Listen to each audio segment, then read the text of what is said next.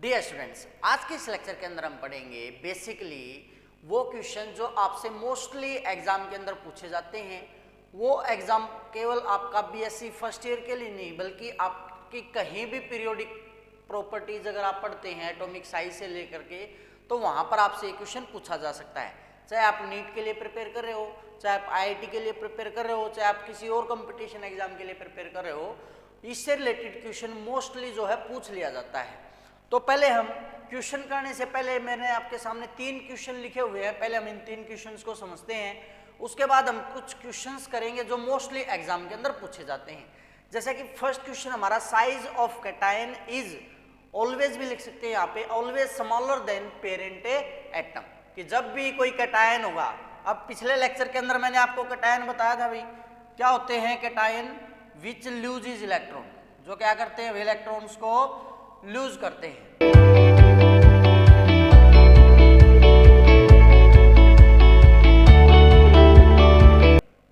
तो उनका साइज हमेशा छोटा होगा किसके कंपैरिजन में, पेरेंट एटम के कंपैरिजन। इसको हम एक एग्जांपल से लेकर के चलते हैं। भी मान लिया हमने लिया था Na, आपको पता है Na का एटॉमिक नंबर 11 है, 11 इलेक्ट्रॉन है और 11 ही क्या है, प्रोटॉन है।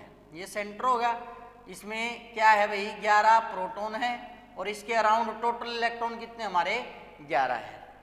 लेकिन जब ये कैटायन बनाएगा तो क्या होगा, Na पॉजिटिव, कितने एटॉमिक नंबर 10 हो गया हमारा भाई, क्योंकि एक इलेक्ट्रॉन निकल गया है तो 10 इलेक्ट्रॉन। लेकिन प्रोटॉन अब भी कितने हैं, 11 है।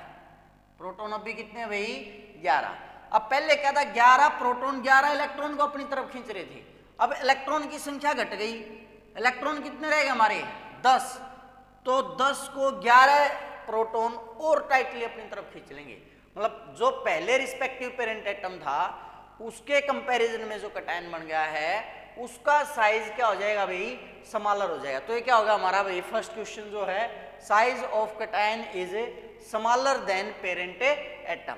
इसको अगर एक्सप्लेनेशन लिखें तो कैसे लिखेंगे भाई, size of cation is smaller than parent atom, this can be attributed to the decrease in number of electron. ऐसा क्यों, हाँ भाई क्योंकि नंबर ऑफ इलेक्ट्रॉन क्या कर गए हैं, डिक्रीज कर गए हैं। And magnitude of nuclear charge remain same, जबकि जो न्यूक्लियर चार्ज है, नंबर ऑफ प्रोटॉन है, उसका मैग्नीट्यूड अब भी क्या है, सेम है। Nuclear charge now act on fewer number of electrons, attract them more tightly, तो क्या कर लेगा, इलेक्ट्रॉन को और टाइटली अट्रैक्ट कर लेगा।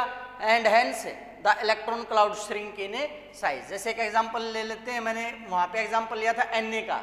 अगर Na की बात की जाए भी तो जो न्यूट्रल एटम होता है सोडियम का, उसका साइज होता है 1.57 एंगस्ट्रॉन। लेकिन जब इसके कैटायन की बात की जाती है, अब एक इलेक्ट्रॉन गया है केवल, एक्सपेक्ट तो ये किया जाता है डिक्रीज इन साइज बहुत कम होगा, लेकिन यहाँ पे डिक्रीज इन साइज बहुत ज्यादा हो जाता है। कितना डिक्रीज इन साइज हो जाता है, अब कितना बच जाता है कैटायन का साइज का, 0.95 एंगस्ट्रॉन। इसी प्रकार से एक एग्जांपल और ले लेते हैं भाई, पोटासियम के लिए जो साइज होता है वो होता है भाई 2.02 एंगस्ट्रॉन। मतलब पोटासियम आपको पता है 19 एटॉमिक नंबर होता है, 19 इलेक्ट्रॉन और 19 प्रोटॉन है। तो जब पोटासियम न्यूट्रल है तो उसका एटॉमिक रेडियस कितना होता है, 2.02 एंगस्ट्रॉन।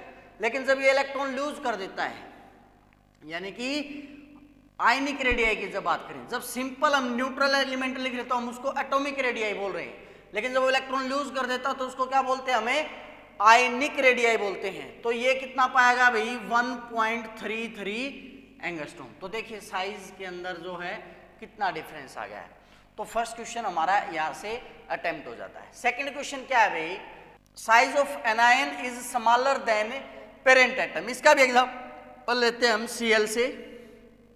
आपको पता है एटॉमिक नंबर 17 इलेक्ट्रॉन और 17 ही प्रोटॉन है। मतलब ये प्रोटॉन हो गए 17, भी इसके अराउंड ऑल जो टोटल इलेक्ट्रॉन में एक में लिख देता हूँ, कितने इलेक्ट्रॉन हो गए 17। हालांकि ऐसे फीलिंग नहीं होती, क्योंकि फीलिंग मैं पहले बता चुका हूँ भैया आपको। तो आप केवल सिंपली आप ये स्ट्रक्चर की 17 प्रोटॉन और 17 इलेक्ट्रॉन है। उसके बाद क्या, एनायन बना तो एक इलेक्ट्रॉन ले लिया, तो कितना होगा भाई हमारे 18 इलेक्ट्रॉन हो गए, लेकिन प्रोटॉन अब भी क्या है 17। अब यहाँ पे क्या हुआ था, इलेक्ट्रॉन चेंज हो गए थे, प्रोटॉन सेम थे। अब यहाँ पे प्रोटॉन सेम है लेकिन इलेक्ट्रॉन सेम नहीं है, यानी इलेक्ट्रॉन बढ़ गए। पहले क्या था 17 प्रोटॉन 17 इलेक्ट्रॉन को होल्ड कर रहे थे, लेकिन अब 17 प्रोटॉन 18 इलेक्ट्रॉन को होल्ड करेंगे, जिससे इसको होल्ड अच्छी तरह से नहीं कर पाएंगे और इसका साइज स्लाइटली क्या कर जाएगा, इंक्रीज कर जाएगा। तो जब यहां पर एग्जांपल हम लेकर के चलते हैं, जैसे भाई Cl का जो नॉर्मली रेडियाई होता है वो कितना होता है भाई 0.99 एंगस्ट्रॉन होता है। क्लोरीन न्यूट्रल एटम जो होता है उसका साइज कितना हो भाई 0.99। अब सोचा क्या जाता है, अभी एक इलेक्ट्रॉन ऐड हुआ है, 18 इलेक्ट्रॉन हो गए, इतना ज्यादा कुछ इफेक्ट पड़ेगा नहीं, लेकिन ये सरप्राइजिंग होता है भाई जब हम क्लोरीन एनायनिक क्लोरीन की बात करते हैं तो उसका रेडियाई कितना हो जाता है 1.81 एंगस्ट्रॉन, ऑलमोस्ट डबल हो जाता है केवल इसके कारण क्या है, इसका एनायन ऐड होने से क्या हुआ, रिपल्सन बढ़ गया उसके अंदर। क्लियर है? तो प्रोटॉन अब भी सेम है, प्रोटॉन सेम है, इलेक्ट्रॉन चेंज हो गए हैं। तो इसकी एक्सप्लेनेशन हम कैसे देंगे भाई, when a neutral atom gain electron, जब भी कोई न्यूट्रल एटम क्या करेगा भाई, इलेक्ट्रॉन को गेन करेगा, ए नेगेटिव आयन इज फॉर्म्ड, एक नेगेटिव आयन बनेगा। The size of anion is always larger than parent atom, या फिर बोल सकते हैं देन न्यूट्रल एटम। रीजन भाई, in this case the same nuclear charge act over greater number of electron than were present in the neutral atom. The electronic cloud is now less tightly held which cause an expansion, फैल जाएगा भी वो in its size. इसी प्रकार से भाई मान लिया फ्लोरीन एटम है, जो फ्लोरीन का साइज है भाई एंगस्ट्रॉन के अंदर वो होता है 0.71 एंगस्ट्रॉन। कितना होता है भाई 0.71 एंगस्ट्रॉन। लेकिन जब F नेगेटिव बनाता है तो इसका साइज होता है लगभग 1.36 एंगस्ट्रॉन। तो आपको दिखाई देगा भी यहाँ पर भी साइज के अंदर कितना डिफरेंस आ गया है।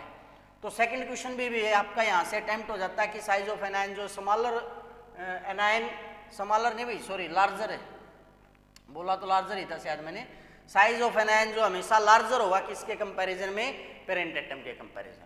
अब ये दोनों सोल्व हो गए तो automatically cation is smaller then anion, ये अपने आप ही सोल्व हो जाता है। क्लियर है? तो यहां से आप जो है भाई इसकी एक्सप्लेनेशन अच्छी तरह से कर सकते हो। क्लियर है? इसके बाद भाई हम इससे रिलेटेड जो क्वेश्चन एग्जाम के अंदर पूछे गए हैं आज तक के यूनिवर्सिटीज के अंदर या भी किसी भी कंपटीशन एग्जाम के अंदर, वो क्वेश्चन जो हम करते हैं। इसके अंदर हमारा फर्स्ट क्वेश्चन लेकर चलते हैं हम, अरेंज द फॉलोइंग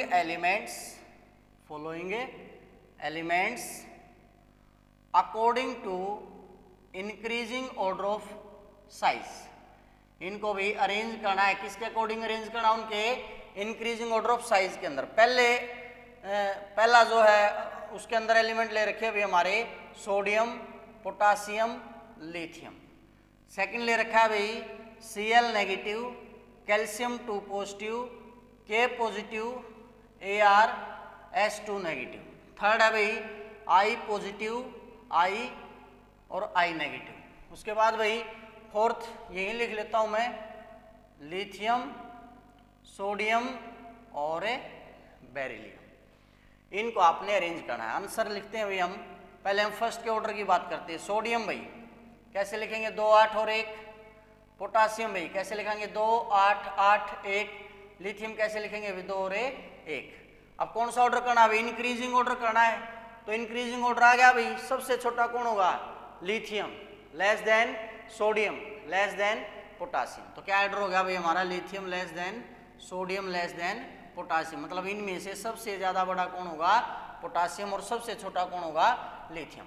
उसके बाद भाई सेकंड में आ जाते हैं। सेकंड में क्या है, Cl नेगेटिव। अब Cl नेगेटिव क्या है भाई, एनायन है, 17 प्रोटॉन है और 18 इलेक्ट्रॉन है। कैल्शियम 2 पॉजिटिव भाई 2 इलेक्ट्रॉन लूज कर दिए इसने, 20 प्रोटॉन है, इलेक्ट्रॉन इसके भी कितने 18, K पॉजिटिव, प्रोटॉन इसके कितने हैं भाई 19, पोटासियम का 19 भाई, लेकिन इलेक्ट्रॉन इसके पास भी कितने 18, argon 18 proton 18 electron, sulphur 2 negative 16 proton, लेकिन इलेक्ट्रॉन इसके पास भी कितने 18। अब यहाँ से आपको दिख रहे हैं भाई सबके पास कितने इलेक्ट्रॉन है, 18 इलेक्ट्रॉन। मतलब ये जो स्पीसीज है ये कैसी स्पीसीज है भाई, आइसो इलेक्ट्रॉनिक स्पीसीज। क्या भाई, आइसो इलेक्ट्रॉनिक स्पीसीज।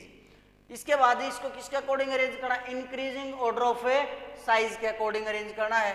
मतलब सबसे पहले वो आएगा जिसका साइज सबसे छोटा होगा। तो सबसे छोटा किसका होगा भाई, 20 प्रोटॉन 18 इलेक्ट्रॉन को सबसे टाइटली खींचेंगे। उससे कम 19 प्रोटॉन, उससे कम 18, उससे कम 17 और सबसे कम टाइटली कौन खींच पाएगा, सल्फर। तो सबसे बड़ा सल्फर होगा। मतलब इसका ऑर्डर क्या आ जाएगा भाई, कैल्शियम 2 पॉजिटिव लेस देन के positive less than Ar less than Cl negative less than sulphur 2 negative. फिर से देखिए भाई, प्रोटॉन इसमें सबसे ज्यादा है तो 18 को सबसे टाइटली खींचेगा, यानी साइज क्या होगा, सबसे छोटा। उससे कम प्रोटॉन इसके भाई, इसके कंपैरिजन में ये कम खींच पाएगा, तो इसके कंपैरिजन में इसका साइज थोड़ा सा बढ़ जाएगा, इसका और बढ़ जाएगा, इसका और बढ़ जाएगा, सबसे बड़ा कौन हो जाएगा, सल्फर 2 नेगेटिव। थर्ड ऑर्डर है भाई हमारा I पॉजिटिव, I और I। जैसा कि आयोडीन का एटॉमिक नंबर हमारा 53 होता है भाई, 53 इलेक्ट्रॉन और 53 हमारे प्रोटॉन है। I पॉजिटिव का मतलब क्या होगा भाई, 52 इलेक्ट्रॉन, लेकिन प्रोटॉन अभी कितने हैं, 53। I का मतलब भाई 53 इलेक्ट्रॉन और 53 प्रोटॉन है। I नेगेटिव 54 इलेक्ट्रॉन है और 53 प्रोटॉन है। तो सबसे छोटा कौन होगा भाई, 53 प्रोटॉन, इसको सबसे टाइटली खींचेंगे, यानी I पॉजिटिव लेस देन, इसमें इक्वल है भाई I लेस देन भाई I नेगेटिव। तो इस प्रकार से ये हमारा थर्ड का ऑर्डर हो जाएगा। फोर्थ क्या है भाई हमारा, लिथियम सोडियम बेरिलियम। लिथियम क्या है भाई 2 and 1, सोडियम क्या है भाई 2 8 1 और बेरिलियम क्या है भाई 2 2। अब देखेंगे भाई, इसके आउटर में एक है, इसके आउटर में एक है, इसके आउटर में 2 है, लेकिन यहाँ पे तो एक शेल बढ़ गया भाई, मतलब ये तो सबसे बड़ा हो गया लिथियम, तो सॉरी सोडियम। तो अब इनमें कंपैरिजन करते हैं, इसके आउटर में एक है और इसमें आउटर में कितने 2 हैं, तो ये ज़्यादा टाइटली ऐड होगा, तो बेरिलियम का छोटा हो जाएगा, उससे कम लिथियम का, और मतलब बेरिलियम से ज़्यादा लिथियम का और लिथियम से ज़्यादा सोडियम का। ये हमारा फर्स्ट क्वेश्चन होगा भाई।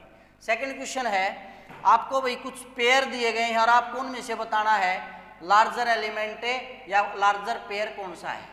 तो क्या लिखेंगे, which is a larger in following pair, in pair में से ज्यादा बड़ा कौन सा। ऑप्शन ए है भाई O and O2 negative, second है भाई Al and Al3 positive, third है भाई लिथियम एंड फ्लोरीन, फोर्थ है भाई Na पॉजिटिव F नेगेटिव, और फिफ्थ है भाई copper positive and copper 2 positive. तो इसका आंसर भाई आप सब भी मुझे कमेंट बॉक्स के अंदर जरूर बताएं, और जितना उसके वीडियोस को दूसरे स्टूडेंट्स के साथ भी शेयर करें ताकि उन्हें इनसे बेनिफिट हो सके।